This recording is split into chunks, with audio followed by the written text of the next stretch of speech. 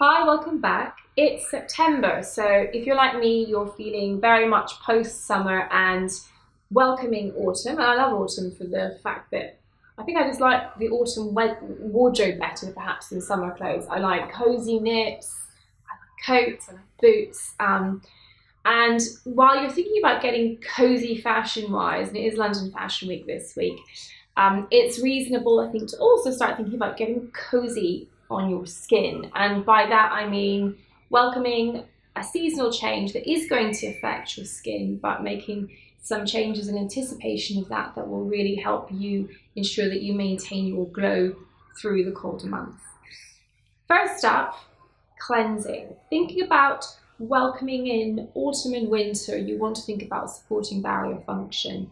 Now, what skin might have tolerated in summer will be quite different to the more fragile epidermis that we're dealing with in winter. So if you're prone to using a foaming cleanser or an exfoliating cleanser, you might want to switch up to a more supportive cream cleanser.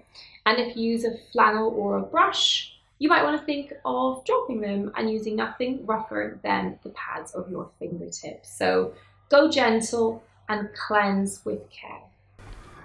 Now, you've got your basics right. The next thing to do is to survey the damage. Has summer done any pigmentation, for instance? Has that surfaced? And is that something to tackle now that we are subjected to less strong sunlight?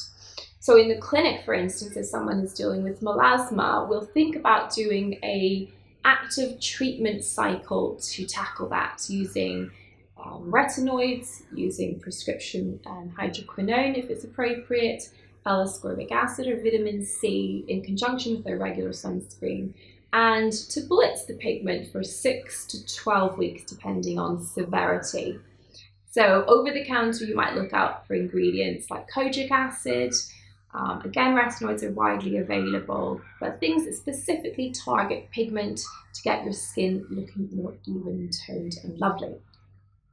The next suggestion I have for you is to think about ingredients in your skincare regime that will support barrier function and help your skin remain nourished despite weather challenges. So that might mean changing up from a BHA, like salicylic acid, to something that is both hydrating but also suitable for blemish-prone skin if you're prone to acne, like niacinamide. Now, niacinamide is a great ingredient to think about coming into winter because not only does it have anti-blemish and anti-pigmentation benefits, but it helps boost your skin's own natural ceramide supply. And that basically means that your outer layer is more robust and able to hang on to water better, which will maintain a more hydrated complexion. Next up, if you're a mask person, I know lots of you are, you might want to think about changing up the type of mask that you're using. So many people in summer will gravitate towards clay masks containing ingredients such as kaolin to help reduce the appearance of an oily T-zone. So for winter, you might want to ditch the clay and embrace the more nourishing, hydrating sheet mask format. Continuing with the topic of hydration, I think it's really important, even if you are normal to combination or indeed oily, that you look at your moisturizing practices when the seasons start to change. So I think that people who would naturally prefer something lighter might still benefit from using a more heavy-duty product at night, particularly if they're trying to keep a retinoid going through the colder weather.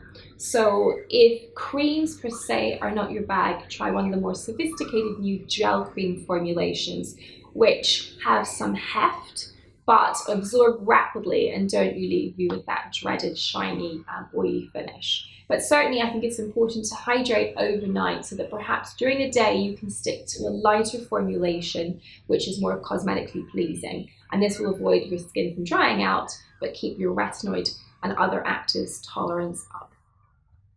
So my final suggestion to you is to embrace your skin's natural tone and put away self-tan, bronzers, liquid bronzy glowers, all those sorts of products, simply because I think autumn, it kind of lends itself to berry tones, to I think a more less beachy, more sophisticated palette, if you know what I'm saying.